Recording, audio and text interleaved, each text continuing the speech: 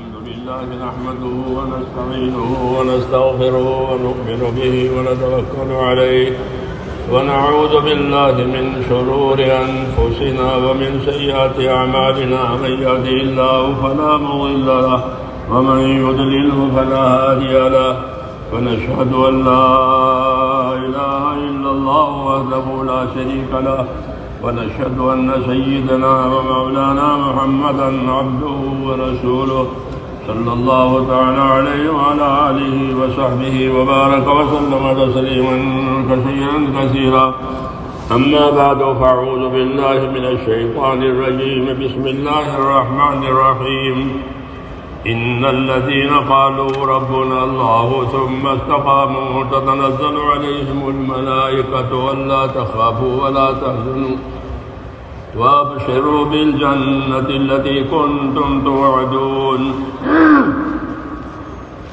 نحن أولياؤكم في الحياة الدنيا وفي الآخرة ولكم فيها ما تشتهي أنفسكم ولكم فيها ما تدعون نزلا من غفور رحيم ومن أحسن قولا ممن دعا إلى الله وعمل صالحا وقال إنني من المسلمين صدق الله العظيم.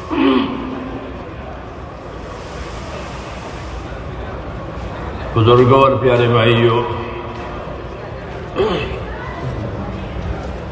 پہلی بات یہ ہے کہ اللہ تعالیٰ نے ہم کو اپنے دین سے اور دین کے کام سے نوازا ہے کہ ہم کو اللہ نے دین بھی دیا ہے اور دین کے لیے کام کرنا اور محنت کرنا یہ بھی دیا ہے.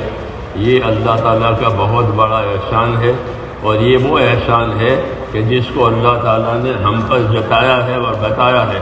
لقد من اللہ علی المؤمنین اذ بعث فیہم رسولا. اللہ نے ایمان والوں پر بڑا احسان کر دیا ہے کہ ان کے واسطے انہوں نے اپنا رسول بھیجا. تو رسول کا آنا اور دین کا کام ملنا یہ اللہ کا من یعنی بڑا احسان ہے. اس سے بڑا کوئی احسان نہیں ہو سکتا. اللہ تعالیٰ نے ہم کو یہ نعمت عطا فرمائی ہے. جب اللہ تعالیٰ نے ہم کو یہ نعمت عطا فرمائی ہے تو اس نعمت کا ہم پر اثر ہونا چاہیے کہ یہ نعمت جو ملی ہے اس کا اثر ہمارے اوپر ہو. حدیث شریف میں ہے کہ ان اللہ یحب ان یرا علی عبدہ اثر نعمتہ، کہ اللہ تعالیٰ کو یہ بات پسند ہے کہ جو نعمت اللہ تعالیٰ نے بندے کو دی ہے اس نعمت کا اثر ان کے اوپر ہو، بندے کے اوپر ہو. تو سوال یہ ہے کہ یہ نعمت دین جو ہم کو ملی ہے اس کا اثر ہمارے پر ہونا چاہیے، اور وہ اثر کیا ہے؟ بسم اللہ الرحمن الرحیم والصلاة والسلام على سید الانبیاء والمرسلین وعلى آلہ وصحبہ اجمعین وبعد. Our respected Shaykh is saying, dear brothers and elders, firstly we must understand that Allah subhanahu wa ta'ala has granted us one of the biggest favor that Allah can grant anyone. That is the deen and the effort of deen. Allah subhanahu wa ta'ala tells us in the Quran, لَقَدْ مَنَّ اللَّهُ عَلَى الْمُؤْمِنِينَ إِذْ بَعَثَ فِيهِمْ رَسُولًا مِّنْ أَنفُسِهِمْ. It's the biggest favor upon the people that Allah subhanahu wa ta'ala has sent prophets and given us the work of the prophets. But when a ni'mat is given, it is important that the effect of that ni'mat is seen upon us. Allah subhanahu wa ta'ala's Rasul sallallahu alayhi wa sallam tells us that Allah subhanahu wa ta'ala likes to see the effect of every ni'mat upon His servants.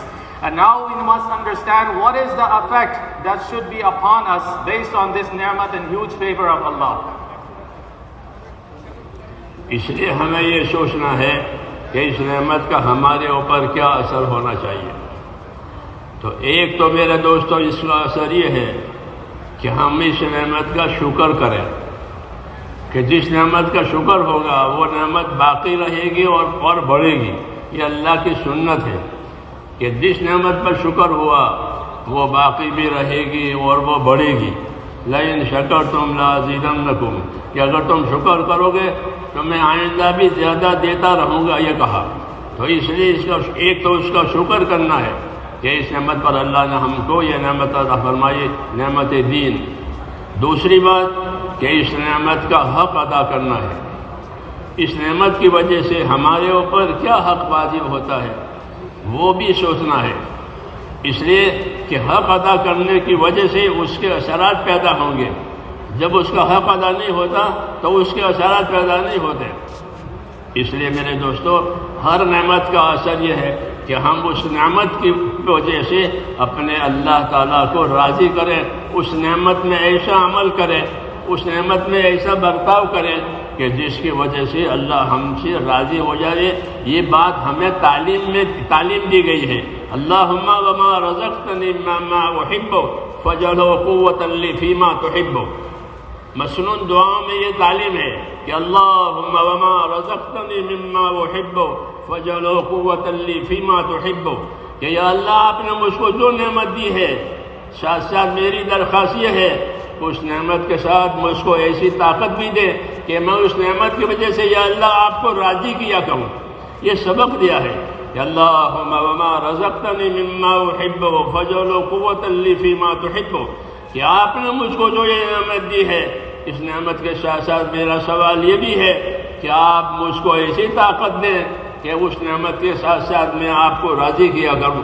تو یہ اصل نعمت کا اثر ہے کہ جب بندے کو نعمت ملے تو اس نعمت کی قوت سے وہ اپنے اللہ کو راضی کرے. Now what is this effect that Allah wants to see through this ni'mat that Allah has blessed us with? Number one is that we have to be extremely thankful towards Allah subhanahu wa ta'ala for granting us this ni'mat. And we know the principle is that for any ni'mat, for any blessing, if we are thankful to Allah, Allah increases that ni'mat. لَإِن شَكَرْتُمْ لَأَزِيدَنَّكُمْ. Allah says, if you are thankful, I will definitely and certainly increase that ni'mat for you. Number two is to fulfill the right of that ni'mat and that blessing that Allah has given us. Now, how would one be able to fulfill the right of that ni'mat? He has to utilize that ni'mat and that bounty of Allah to please Allah subhanahu wa ta'ala. One of the famous du'as of Rasulullah sallallahu alaihi wasallam, and masnoon du'as, that, oh Allah, of all the ni'mats that you have granted me, give me the ability to use that ni'mat to please you as well. Allah grants the ability along with the ni'mat to use that ni'mat to please Allah. سب سے بڑی نعمت جو میں نے عرض کیا وہ یہ ہے کہ اللہ تعالیٰ نے ہم کو دین دیا ہے. دین یہ عربی زبان کا لفظ ہے، دال یا نون. دین، دین کا کیا ترجمہ ہے؟ دین کا ترجمہ ہے بدلہ، جزا. دین اس کا ترجمہ ہوتا ہے بدلہ اور جزا. مالک یوم الدین، روز جزا کا مالک. دین کی وجہ سے بدلے ملیں گے. دین بگاڑا ہے تو برا بدلہ ملے گا، دین بنایا ہے تو اچھا بدلہ ملے گا. یہ قاعدہ ہے، کیونکہ دین کا معنی ہی بدلہ، جزا. اس لیے میرے بھائیوں، اپنے دین کو اچھا بنانا ہے. ہم کو تعلیم دی ہے کہ اپنے دین کو، اپنے کاموں کو اچھا بناؤ. وَأَحْسِنُوا إِنَّ اللَّهَ يُحِبُّ الْمُحْسِنِينَ. یہ کہا کہ وَأَحْسِنُوا إِنَّ اللَّهَ يُحِبُّ الْمُحْسِنِينَ. اچھی طرح کام کرو، اللہ تعالیٰ اچھی طرح کام کرنے والوں سے محبت کرتے ہیں. اس لیے جس طرح دنیا کے کاموں کو آدمی اچھے سے اچھی طرح کرتا ہے، مکان بنائے گا تو اچھا بنائے گا، کھانا بنائے گا تو اچھا بنائے گا، اپنا لباس پوشاک بنائے گا تو وہ اچھا بنائے گا، اپنی ہر چیز کو اچھی بناتا ہے. جتنی اس کی حیثیت ہوتی ہے اس حیثیت کے حساب سے وہ اپنی چیز کو اچھی سے اچھی بناتا ہے. ایسے میرے بھائیوں، ہمارے دین کے کاموں کے بارے میں ہم کو یہ رہبری ہے کہ اپنے دین کے کاموں کو اچھے سے اچھا بناؤ. سب سے پہلا اپنا ایمان، اور ایمان ہے لا الہ الا اللہ، کہ اپنا ایمان بناؤ. اپنا ایمان بناؤ، ایسا ایمان بنانا کہ جو اللہ سے ڈراوے. ایمان بنانے کا مطلب یہ ہے کہ اپنا ایمان ایسا بناؤ کہ وہ ایمان ہمیں اللہ سے ڈراوے اور اللہ کی اطاعت اور تابعداری پر لے جاوے اور اللہ کی نافرمانی سے ہم کو بچاوے. ایسا ایمان بنانا یہ ہماری ذمہ داری ہے. Allah subhanahu wa ta'ala has granted us deen. And what is the deen? The Arabic word, and it means return, compensation. Yawm al-Jaza, Maliki Yawm al-Deen. Allah subhanahu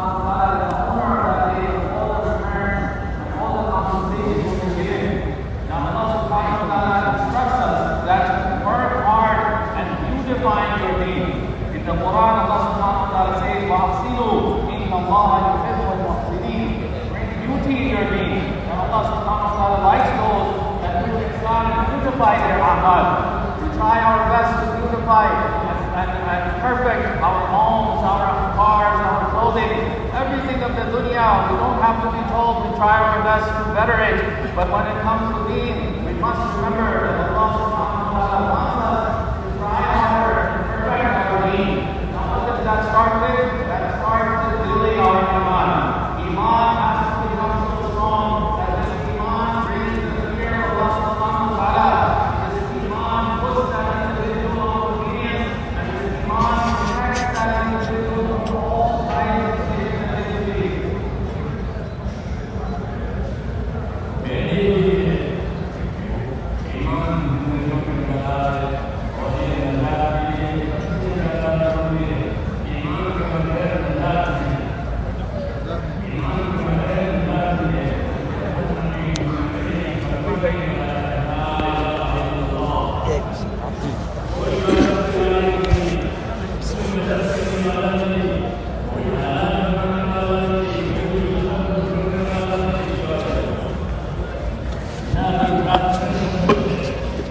اختیار میں سب کچھ ہے، نفع ہو، نقصان ہو، عزت ہو، ذلت ہو، سارے حالات اللہ تبارک و تعالیٰ کے ہاتھ میں ہے، ساری کائنات اس کے قبضۂ قدرت میں ہے۔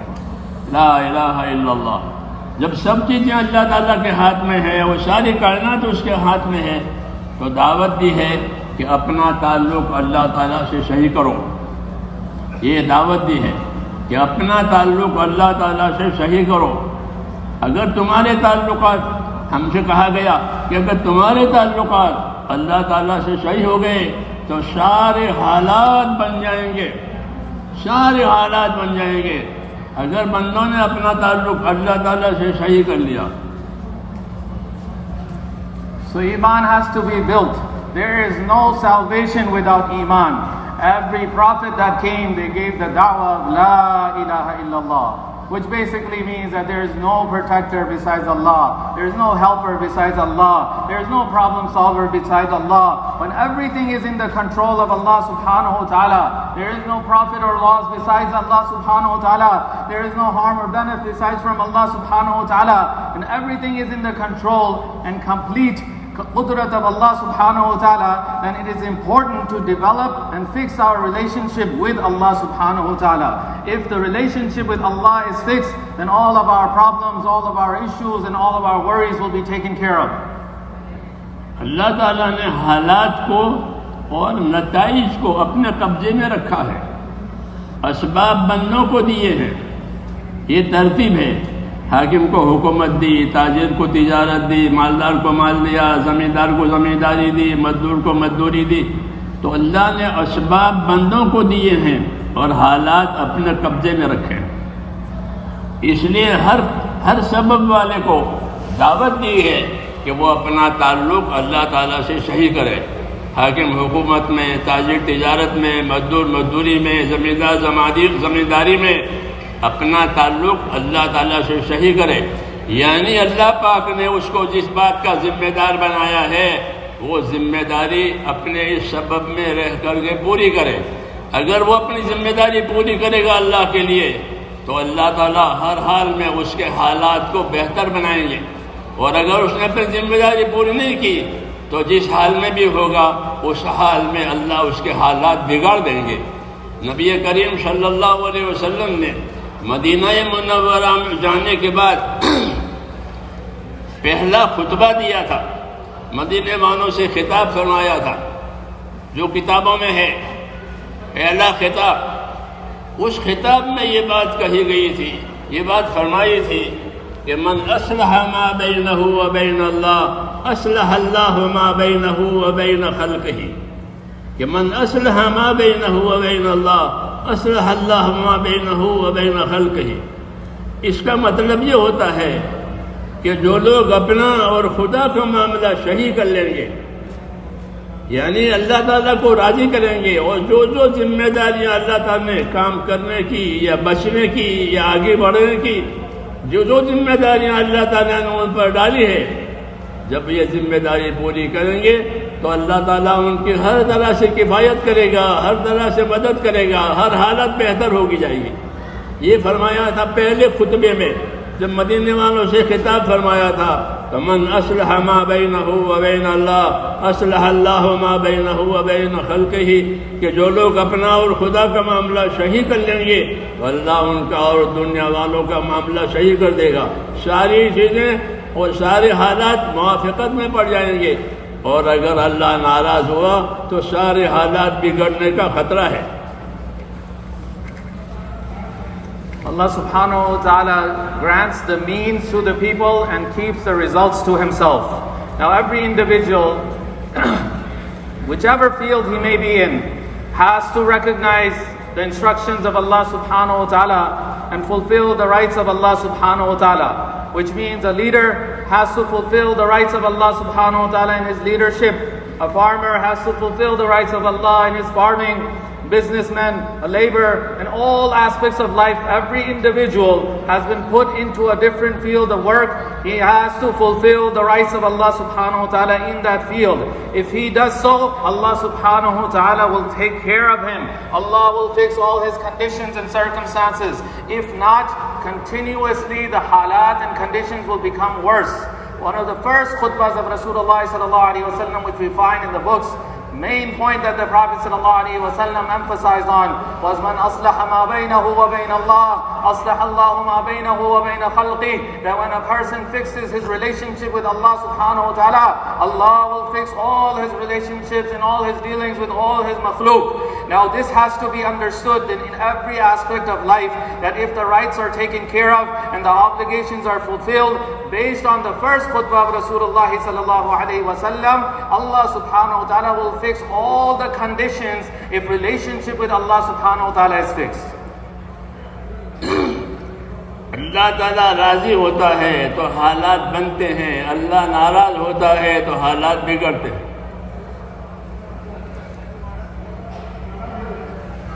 When Allah is pleased, then conditions get better. If not, then conditions get worse and worse.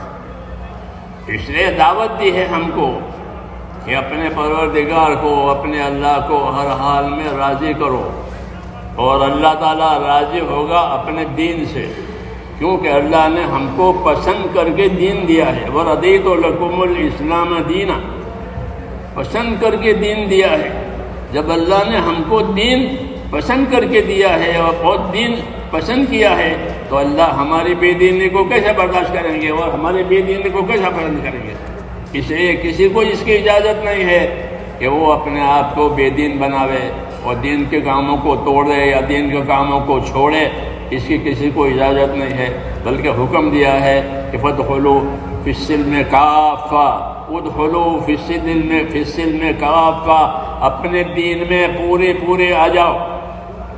ایسا نہیں کہ آدھا کرے آدھا نہ کرے، تھوڑا کرے تھوڑا چھوڑے، ایسا نہیں ہے، بلکہ حکم دیا ہے کہ اپنے دین میں پورے آ جاؤ۔ ادخلوا فی السلم کافہ ولا تتبعوا خطوات الشیطان، اپنے دین میں پورے پابند ہو جاؤ، شیطان کی چال مت چلو، یہ ہم کو حکم ہے۔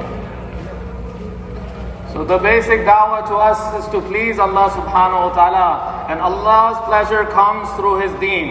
Allah tells us in the Quran, وَرَضِيتُ لَكُمُ الْإِسْلَامَ دِينًا. Allah likes the deen for you. Allah is the one who has chosen the deen for you. Now if Allah is the one who chose the deen for us, why would Allah subhanahu wa ta'ala like it if we are turning away from the deen? Why would Allah subhanahu wa ta'ala be happy if we are living a life against the deen? Allah subhanahu wa ta'ala commands us in different portions of the Quran. Allah says, "Udkhulu fi silmi kaffah," that enter into Islam completely. وَلَا تَتَّبِعُوا خُطُوَاتِ الشَّيْطَانِ, don't follow the footsteps of shaitan. So partial deen is not being demanded here. Complete deen without any gaps or any shortcomings. We have to aim to come under the complete deen of Islam. اللہ تعالیٰ کی طرف سے ہم کو نعمتیں بھی ملتی ہیں اور اللہ کی طرف سے ہم کو حکم بھی ملتے ہیں۔ یہ دو چیزیں ہماری طرف آتی ہیں، اللہ بندوں کو نعمت بھی دیتا ہے اور اللہ بندوں کو حکم بھی دیتا ہے۔ نعمت کا تقاضا یہ ہے کہ نعمت دینے والے کا شکر ادا کیا جائے، نعمتیں غافل نہ کریں، نعمتیں ہم کو غافل نہ کرے۔ حکم ہے کہ تمہارا مال، تمہاری اولاد تمہیں اللہ سے غافل نہ کرے۔ لا تلہکم اموالکم ولا اولادکم عن ذکر اللہ، کہ تمہارا مال اور تمہاری اولاد، کیونکہ یہ نعمتیں بڑی ہیں، یہ تم کو اللہ سے غافل نہ کرے، اور جو ایسا کرے گا یعنی غافل ہوگا تو وہ بڑے نقصان میں پڑے گا۔ تو اس لیے نعمت کا تقاضا یہ ہے کہ نعمت دینے والے کو راضی کیا جائے۔ تو میں نے کہا ایک ہماری طرف اللہ کی نعمتیں آتی ہیں، رات دن ہم کو اللہ نے نعمتوں سے ڈھانپ دیا ہے، وَأَسْبَغَ عَلَيْكُمْ نِعَمَهُ ظَاهِرَةً وَبَاطِنَةً، کہ اللہ نے اپنی نعمتوں سے تمہیں ڈھانپ دیا ہے۔ آدمی نعمتیں گن نہیں سکتا، اتنی نعمتیں اس کی طرف آتی ہے۔ اور دوسری چیز ہماری طرف جو آتی ہے وہ اللہ تعالیٰ کے حکم آتے ہیں، رات کے حکم، دن کے حکم، غریبی کے حکم، مالداری کے حکم، تندرستی کے حکم، بیماری کے حکم، جتنے جتنے حالات آئیں گے اس حال کے حساب سے حکم بھی آئیں گے۔ اس لیے ہم کو ان دونوں باتوں کو دیکھنا ہے کہ نعمت آوے تو نعمت کا شکر کریں، حکم آوے تو حکم میں اللہ کی اطاعت کریں۔ رسول اللہ صلی اللہ علیہ وسلم نے اسی لیے ہم کو ایک دعا سکھائی تھی، اس کی مدد کے لیے، اس کے آسانی کے لیے یہ دعا سکھائی تھی، ربی اعنی علی ذکرک و شکرک و حسن عبادتک۔ یہ مشہور معروف دعا ہے۔ اس دعا کے بارے میں علماء نے یہ کہا ہے کہ یہ دعا ہر مسلمان کو یاد ہونی چاہیے، رب اعنی علی ذکرک و شکرک و حسن عبادتک، کہ یہ دعا ہر مسلمان کو یاد کرنی چاہیے اور ہر نماز کے بعد مانگنی چاہیے۔ کیوں کہ اس دعا میں بڑی ذمہ داری کے لیے مدد مانگی ہے۔ Allah subhanahu wa ta'ala grants us countless ni'mats and bounties, and along with those bounties Allah subhanahu wa ta'ala grants injunctions and rulings. What is the demand of every ni'mat and bounty of Allah? We should be thankful to Allah subhanahu wa ta'ala and not fall into negligence. Allah subhanahu wa ta'ala says in the Quran, تُلْهِكُمْ أَمْوَالُكُمْ وَلَا أَوْلَادُكُمْ عَنْ ذِكْرِ اللَّهِ. Your wealth, your children should not make you negligent of Allah's dhikr. If a person falls into negligence because of a ni'mat, he will suffer a big loss. Allah subhanahu wa ta'ala's ni'mats are so much that the Quran tells us that Allah has covered our lives up with His ni'mats. وَأَصْبَحَ عَلَيْكُمْ نِعْمَهُ ظَاهِرَةً وَبَاطِنًا. Internally and externally, the ni'mats are all over us. So with these ni'mats, we have to be thankful to Allah and not fall into negligence. Number two, Allah grants rulings and injunctions with every ni'mat. That means that wherever condition we are in, there are injunctions of Allah subhanahu wa ta'ala. If somebody is in the state of poverty, what is Allah's command? What is Allah's ruling? If somebody is wealthy, what is Allah's command? What is Allah's ruling? If somebody is healthy, if somebody is ill, in all situations Allah subhanahu wa ta'ala has granted rulings and injunctions. One of the famous du'as of Rasulullah sallallahu alaihi wasallam is that Rabbi a'inni ala dhikrika wa shukrika wa husni ibadatik. Oh Allah, help me so I can remember you and I can be thankful to you and I can bring beauty in my deen. Ulama ikram have said that every Muslim should memorize this dua as it's completely comprehensive to completing the dhikr and shukr towards Allah. تو ہم کو یہ دعا سکھائی تھی، اعنی علی ذکرک و شکرک حسن عبادتک، کہ ذکر بھی سکھا دے ہم کو، ذکر میں بھی مدد دے اور شکر میں بھی مدد دے۔ ذکر کا تعلق اللہ کے احکام سے ہے۔ ذکر کا معنی ہے، ذکر سے مراد ہے اللہ کے اطاعت۔ کل علماء نے لکھا ہے کل مطیع ذاکر، کہ جو بھی اللہ کے اطاعت میں ہوگا وہ اللہ کا ذاکر مانا جائے گا۔ اس لیے اصل ذکر کہ اصل ذکر یہ ہے کہ اللہ کے اطاعت اور اس کے حکموں کی پابندی کی جائے۔ اللہ کے حکموں کی تابعداری کرنے والا، اللہ کے حکموں کی پابندی کرنے والا وہ اللہ کا ذاکر ہے۔ اور اللہ کے حکموں کا پابند نہیں ہے تو چاہے جتنے وظیفے پڑھے، چاہے جتنی کوئی فائدہ نہیں ہوگا۔ اصل اللہ کے اطاعت ہے۔ اس لیے ذکر سے مراد یہ ہے کہ ہماری زندگی میں اللہ تعالیٰ کے اطاعت آوے۔ اگر اللہ تعالیٰ حکم دے تو ہم اس کے اطاعت کریں، اور اللہ تعالیٰ نعمت دے تو اس کا شکر کریں۔ یہی دعا مانگی گئی ہے، اعنی علی ذکرک و شکرک و حسن عبادتک، کہ تیری طرف سے حکم آوے تو ہم تیری اطاعت کریں، تیری طرف سے نعمت آوے تو ہم تیرا شکر کریں۔ اور اصل بات کہ کہ ہم کو اپنی عبادت اچھی سے اچھی طرح کرنے کی توفیق اور طاقت دے. یہ دعا مانگی ہے کہ ہم تیری عبادت کو اچھی سے اچھی طرح کریں. ہاں یہ ضروری ہے کہ اللہ کی عبادت کو, اللہ کے اطاعت کو اچھی سے اچھی طرح کیا جائے, سیکھ کر کیا جائے, سمجھ کر کے کیا جائے, یقین کے ساتھ کیا جائے. اچھی کرنے کا یہ مطلب ہے کہ اس کے یقین کے ساتھ کرے کہ اس اطاعت سے, اس عبادت سے میرا اللہ راضی ہوگا اور میری کامیابی ہوگی. پھر اس کو سیکھ کر سمجھ کر اچھی طرح کریں. یہی مقصد ہے.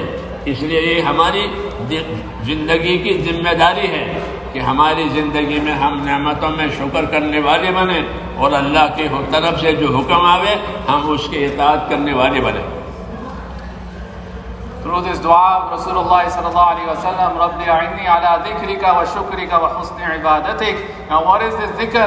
Dhikr means that this is directly related to the injunctions of Allah subhanahu wa ta'ala, to follow and obey.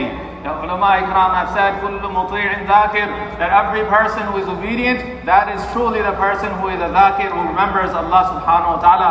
So dhikr means obedience, and to live a life against obedience means this is a life of ignorance and jahala.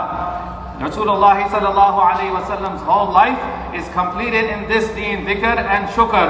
Allah commands us that we follow with every hukum, we follow Allah with every ni'mat and bounty. We are thankful towards Allah subhanahu wa ta'ala. And the third thing in the dua is to fulfill every command in the best way possible. That means to learn it, to understand it, to have the proper conviction while executing that ibadat. That is what's demanding through every worship of Allah subhanahu wa ta'ala.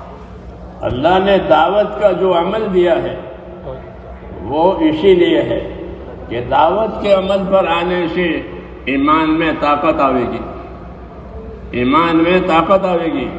جب آدمی اللہ کی دعوت میں اور اللہ کے راستے میں نکلے گا اور اس محنت میں اپنے آپ کو ڈالے گا تو پہلا نفع اس کی طرف یہ آئے گا کہ اس کے ایمان میں طاقت آئے گی, اس کا یقین بڑھے گا, اس کے دل میں خدا کا خوف آئے گا. والذین جاہدوا فینا لنہدینہم سبلنا, کہ جو لوگ ہمارے راستوں کی محنت کریں گے تو ہم ان کو, جو لوگ ہمارے دین کی محنت کریں گے ہم ان کو اپنے راستوں کی طرف رہبری کریں گے. سبل اللہ کے راستے, سبل سے مراد یہ ہے کہ جب محنت ہوگی تو اللہ تعالیٰ ان کو جنت والے اعمال کی طرف لے جائے گا. یہ مطلب ہے آیت کا کہ والذین جاہدوا فینا لنہدینہم سبلنا, کہ جو ہمارے راستے کی محنتیں کریں گے ہم ان کو اپنے سبل, سبل سے مراد اعمال جنت ہے کہ محنت کرنے والوں کو اللہ تعالیٰ جنت والے عملوں کی طرف لے جائے گا.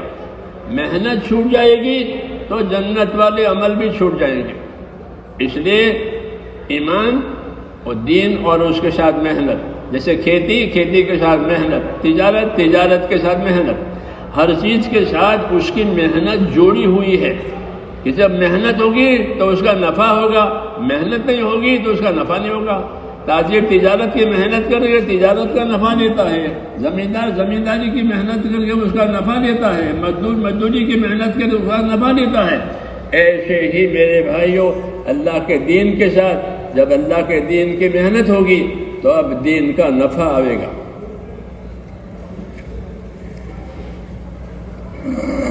So through the da'wah towards Allah subhanahu wa ta'ala, one of the benefits is that this brings strength to our iman.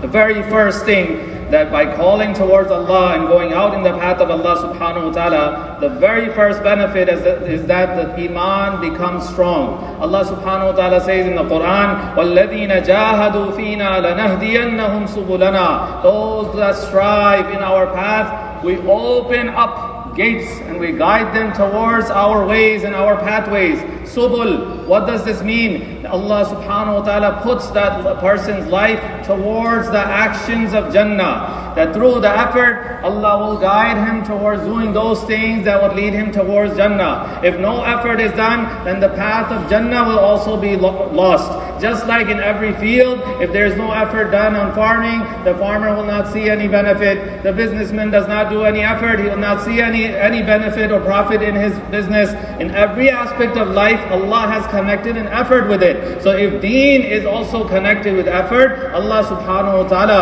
will bring alive those actions that will lead this person towards Jannah. تو میں نے کہا کہ جس طرح ہر چیز کے ساتھ محنت لگی ہوئی ہے، ہمارے دین کے ساتھ بھی محنت لگی ہوئی ہے کہ دین محنت کے ساتھ، دین کی دعوت، دین کی تعلیم، دین کی پابندی اور استقامت، یہ مراد ہوتا ہے کہ اللہ کے دین کی محنت کے لیے کہ اللہ کے دین کی دعوت دو، اللہ کے دین کی دعوت دو، اللہ کے دین کے مددگار بنو۔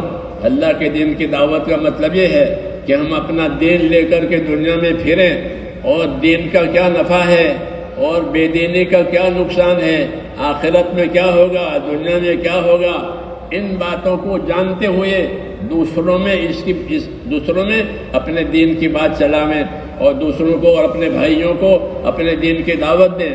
جس قدر ہمارا قدم دعوتوں پر اور دین کی محنت پر ہوگا، ہم اپنے دین پر مضبوط ہو جائیں گے۔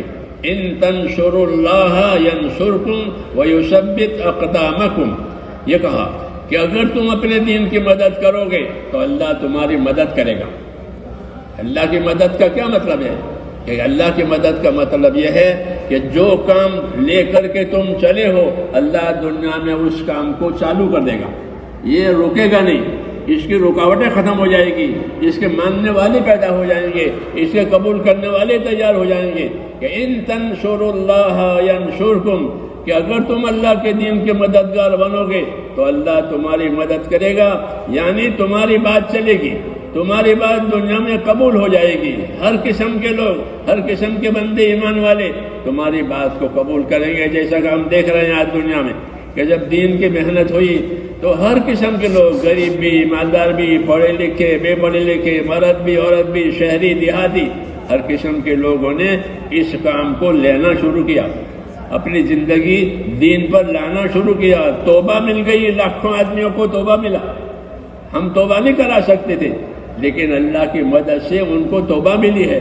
کیوں؟ کہ محنت کرنے والوں کی اللہ مدد کرتے ہیں کہ جب تم دین کی محنت کرو گے تو ہم تمہاری محنت کے اثرات کو دنیا میں پھیلائیں گے، تمہاری بات کو قبول کرنے والے بنائیں گے۔ ایک انعام یہ ہے کہ تمہاری بات قبول ہوگی دنیا میں، دوسرا انعام یہ ہے کہ تمہارے اپنے قدم بھی جمیں گے۔ جتنی تم لوگوں کو دعوت دو گے، جتنا تم لوگوں کو سمجھانے کی کوشش کرو گے، اتنے تم اپنے دین پر مضبوط ہو جاؤ گے۔ ان تنصروا اللہ ینصرکم ویثبت اقدامکم، دو باتیں کہیے کہ اگر تم اپنے دین کی مدد کرو گے تو اللہ تمہاری مدد کرے گا، یعنی تمہارے دین کے بعد دنیا میں چلے گی، ہر رنگ والے کے پاس، ہر قوم کے پاس تمہارے دین کے بعد چلے گی، لوگ اس کو لیں گے۔ دوسرا فائدہ کیا ہوگا؟ کہ دوسرا فائدہ تمہاری محنت دعوت کا یہ ہوگا کہ تم اپنے دین پر مضبوط ہو جاؤ گے۔ اگر یہ کام چھوٹ گیا تو دوسروں کا نفع بھی گیا اور خود بھی اپنے دین میں کمزور ہو جاؤ گے۔ فرائض چھوٹ جائیں گے۔ دین میں کمزور ہونے کا مطلب یہ ہے کہ جو باتیں اللہ نے فرض کی ہیں وہ چھوٹ جائے گی، نماز چھوٹ جائے گی، زکوٰۃ ادا نہیں ہوگی، روزے ادا نہیں ہوں گے، دین نہیں سکھا جائے گا۔ محنت چھوٹنے کے یہ اثرات ہیں، منفی اثرات کہلاتے ہیں یہ، کہ یہ اثرات پڑیں گے کہ دین کی محنت چھوڑ دی جائے گی، تو پھر یہ باتیں پیدا ہوگی۔ ہاں کہ نماز چھوٹ گئی، زکوٰۃ ادا نہیں ہوئی۔ چنانچہ آج 100% مسلمانوں میں ہونا تو یہ ہے کہ 100% مسلمان نمازی ہوں، نہیں ہے۔ 100% مالدار زکوٰۃ ادا کرنے والے ہوں، لیکن نہیں ہے۔ ایسے 100% دین سیکھنے والے ہوں، لیکن نہیں ہے۔ وجہ کیا ہے؟ کہ اس کی محنت چھوٹ گئی، اس کی محنت چھوٹ گئی۔ اس لیے میرے دوستو، ہر کام کا نفع اس کی محنت کے بقدر ہوتا ہے۔ جتنی محنت اتنا نفع، جتنی محنت اتنا نفع۔ لیس للانسان الا ما سعى، کہ آدمی کے لیے کچھ نہیں ہے سوائے اس کی محنت کے۔ یعنی آدمی کو جو اس کا نفع ملے گا وہ اپنی محنت کے بقدر ملے گا. اگر محنت چھوٹ گئی تو کسی بھی کام میں نفع نہیں ہوگا، نہ تجارت میں، نہ زراعت میں، نہ ملازمت میں، کسی میں نفع نہیں ہوگا، محنت ہی نہیں ہے. ایسے میرے بھائیوں دین کی محنت نہیں ہوئی تو پھر دین کا کوئی نفع نہیں، آدمی اپنے دین کو بھول جائے گا. Allah subhanahu wa ta'ala has connected the effort with everything, and deen requires effort. That through our da'wah, we have to bring alive ta'aleem, we have to bring alive consistency and become the helpers of Allah subhanahu wa ta'ala, helpers of the deen of Allah subhanahu wa ta'ala. We have to go around and explain to the people what is the benefit of it, living a life with deen, and what is the loss if a person lives a life against the deen, and call people towards this. When a person becomes the helper of the deen of Allah subhanahu wa ta'ala, Allah says, in tansurullaha yansurkum wa yuthabbit aqdamakum. When you help Allah's deen, Allah will help you, and Allah subhanahu wa ta'ala will make your feet firm. That means in every aspect of life, if we look around, wherever effort is being done, within America, if we see that people are here from all over the world, this shows that when effort is done, Allah subhanahu wa ta'ala helps that effort. Allah brings acceptability with that effort. All aspects of people, all type of people, whether rich, poor, big, small, every type of person starts to accept that message. And we have seen this, that wherever effort has been done, Allah removes the obstacles. Allah removes those people that are coming in the way. Anyone that rejects, Allah turns them into a helper, and they are ready to accept the message. This is a sign of the help of Allah subhanahu wa ta'ala. That's the very first thing, by becoming the helper of the deen of Allah. Number two is that our feet will become firm. That wherever we are, we will become consistent in our deen. What we are seeing today is that the basic a'mal of our deen, salat, basic injunctions and obligations, zakat and fasting, we don't see 100% of the Muslims doing this. Do we see people praying 100%? No. We see zakat paying? No. We see people learning the deen 100%? No. All of this is because we have left the effort. Allah subhanahu wa ta'ala says, لَيْسَ لِلْإِنسَانِ إِلَّا مَا سَعَى. The rule and the principle is that based on the effort, proportionate to the amount of effort which is put into something, that's what you will get. So based upon the effort of deen, that's the amount of deen we are seeing today. And in every department of life, this rule works. Whether a person is doing business or farming or taking care of crops or any other aspect of life, based on how much effort he puts into it, he sees the profits. So for deen, if we follow and we become the helpers of Allah's deen, Allah subhanahu wa ta'ala will show us the effects at that level.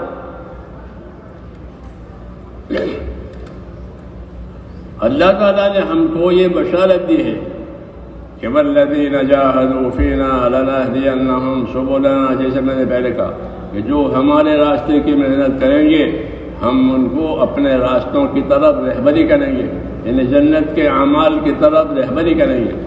دین کی محنت کا پہلا فائدہ یہ ہوتا ہے کہ آدمی کے دل میں خدا کا خوف پیدا ہوتا ہے. ہاں، اللہ اپنا خوف ڈالتے ہیں. 4 مہینے صحیح لگے، مثال کے طور پر کہہ رہا ہوں، 4 مہینے صحیح لگے کہ کیا ملا؟ کہ خدا کا خوف ملا. کہ خدا کا خوف ملنے کا کیا علامت ہے، کیا نشانی ہے؟ کہ میں نے تمام گناہوں سے توبہ کی. وہ یہ کہے گا کہ گناہوں سے توبہ ہوئی، جو نمازیں چھوٹی تھی اس نمازوں کو پڑھ رہا ہوں. ہمارے ہاں ایک آدمی نے 20 برس کی نمازیں قضا پڑھی، میں اس کو جانتا ہوں، خالی قصہ نہیں ہے. جماعت میں نکل کر جب نماز کی اور آخرت کے عذاب ثواب کی اہمیت سامنے آئی تو اس نے 20 برس کی نمازیں قضا پڑھی کہ میں نے 20 برس تک نماز نہیں پڑھی. یہ کیا ہوا؟ کہ اس کام کی وجہ سے، دعوت دینے کی وجہ سے اندر خوف پیدا ہوا. آدمی کو 2 چیزیں چلاتی ہے، یا خوف چلاتا ہے یا شوق چلاتا ہے. کسی کام کا شوق ہو گیا تو شوق اس کو چلاتا ہے، کسی کام کا خوف ہو گیا تو خوف اس کو اس مصیبت سے بچاتا ہے.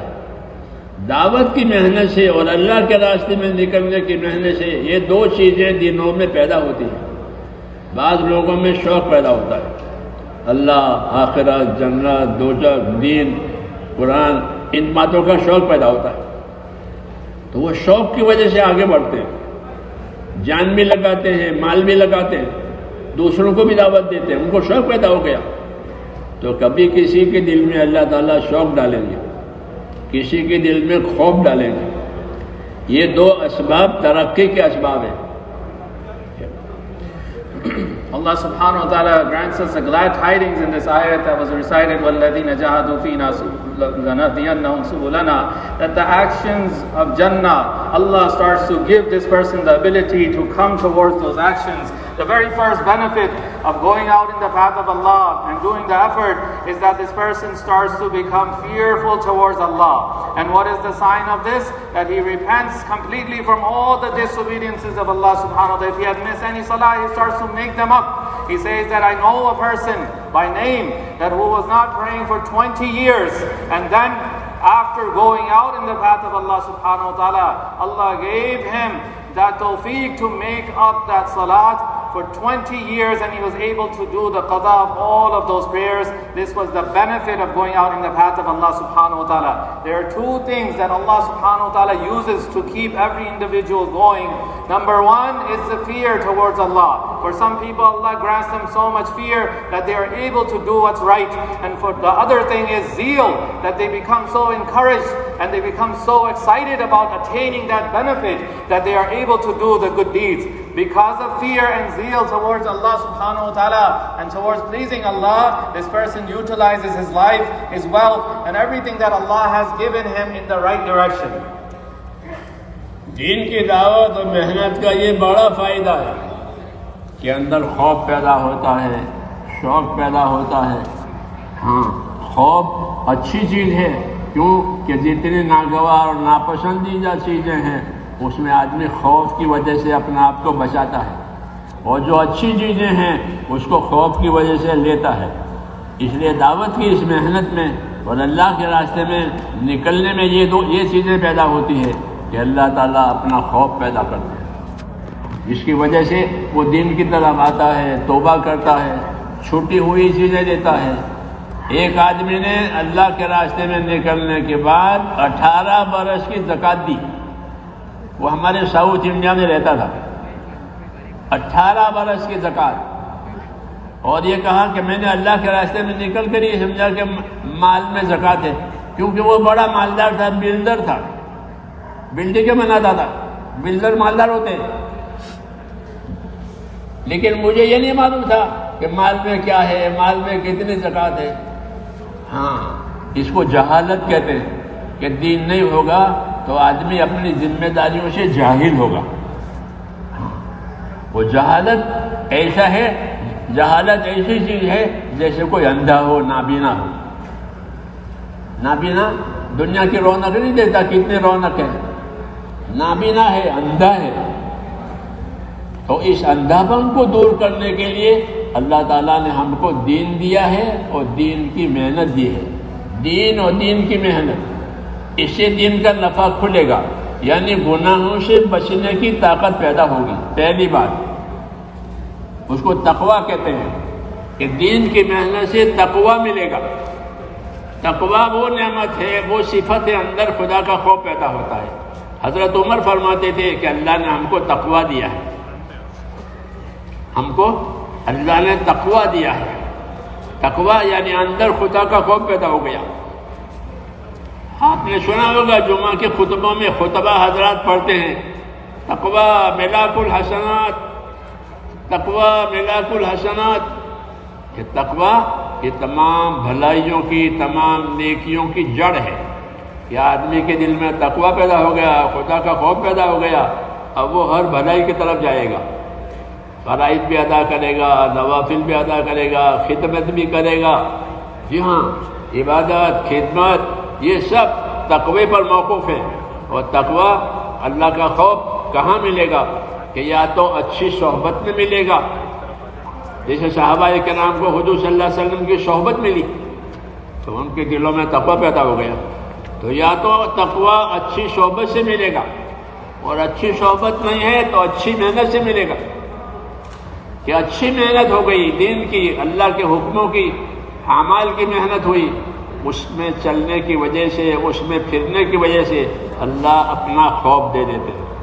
اس کی وجہ سے آدمی اپنی گزری ہوئی زندگی پر پچھتاتا ہے، اس کو حسرت ہوتی ہے، میں نے اپنی زندگی برباد کر دی، میں نے کچھ نہیں کیا، اس کو حسرت اور ندامت ہوتی ہے، اور ندامت کی وجہ سے وہ توبہ کر کے پھر آگے بڑھتا ہے۔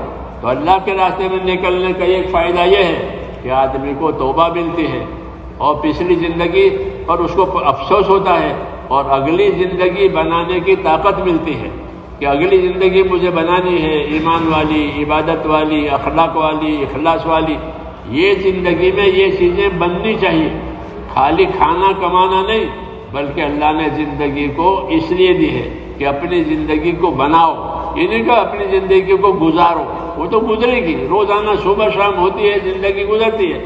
اصل تو میرے بھائیوں زندگی کو بنانا ہے، اور زندگی بنانے کا مطلب یہ ہے کہ ہماری زندگی اللہ کے رضا والے راستے پر بڑھ جاوے، رسول اللہ صلی اللہ علیہ وسلم کی سنتیں اور آپ کے طریقے ہماری زندگیوں میں آ جائے، اور دوسروں کے ساتھ ہمارا معاملہ بھلائی اور احسان کا ہو جاوے۔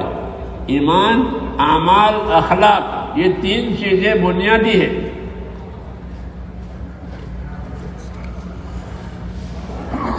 So by doing the effort of deen, Allah subhanahu wa ta'ala, one of the first benefit that Allah grants is that Allah makes this individual fearful.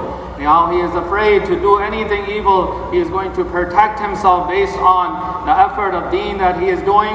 That khawf and that fear will come into his life, and because of that he will repent. He says there was another person who did not pay zakat for 18 years. By going out in the path of Allah subhanahu wa ta'ala, finally Allah gives him the tawfiq and he was able to pay it off. He was a person who worked as a builder and in the line of construction. These people are very, very wealthy. He had no idea how to pay the zakat, but this was the barakat and blessing and the benefit of going out in the path of Allah, that Allah gave him the tawfiq to finally pay off the zakat for 18 years. If we live without deen and without knowing our rights towards Allah, is living in the state of ignorance. And an ignorant man is just like a person who is blind. He cannot see the attractions of this dunya. While being blind, without having deen, we are just like that we cannot please Allah subhanahu wa ta'ala. So one of the basic benefits that comes is taqwa. By doing the effort of deen, Allah makes us fearful towards Him.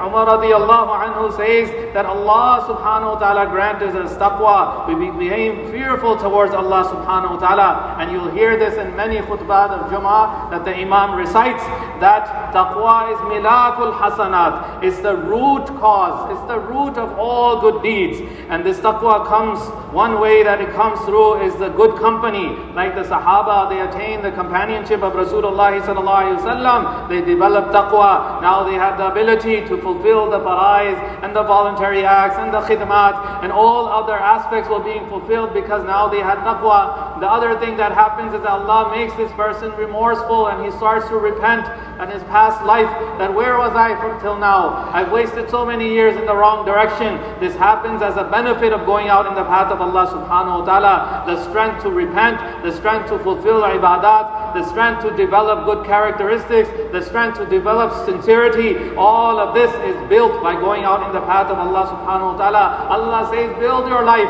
Allah does not say just spend it. Building means to work in the direction that Allah is pleased with, to bring alive every sunnah of Rasulullah sallallahu alaihi wasallam, and to strengthen our iman and our a'mal salihah.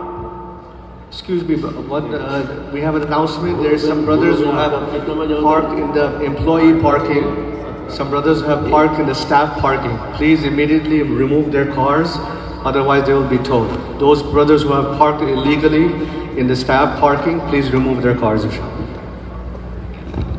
تو ایک تو میں نے عرض کیا کہ اللہ کے راستے میں نکلنے کی جو محنت ہے، اس محنت سے ہمارے دلوں میں تقوی پیدا ہوگا، اللہ کا ڈر آئے گا، اور اللہ کا ڈر اور تقوی یہ تمام نیکیوں کی جڑ ہے۔ صحابہ کرام کو تقوی ملا تھا، والذین اہتدوا زادہم ہدی وآتاہم تقواہم، بشارت ہے، والذین اہتدوا زادہم ہدی آتاہم تقواہم، کہ جو لوگ بتکلف اور اپنی محنت سے صحیح راستے پر چلنے کی کوشش کریں گے، تو اللہ تعالیٰ ان کو صحیح رہبری بھی کرے گا اور ان کے دلوں میں اپنا تقوی اور اپنا خوف بھی پیدا کرے گا. تو ہم کو صحیح محنت کی وجہ سے صحیح رہبری بھی ملے گی اور اندر خدا کا خوف اور تقوی بھی پیدا ہوگا. اس کی وجہ سے اپنے دین پر چلنے کی طاقت پیدا ہوگی. یہ ضروری ہے. کیوں کہ آدمی رات دن اپنی دنیا میں اپنے بال بچوں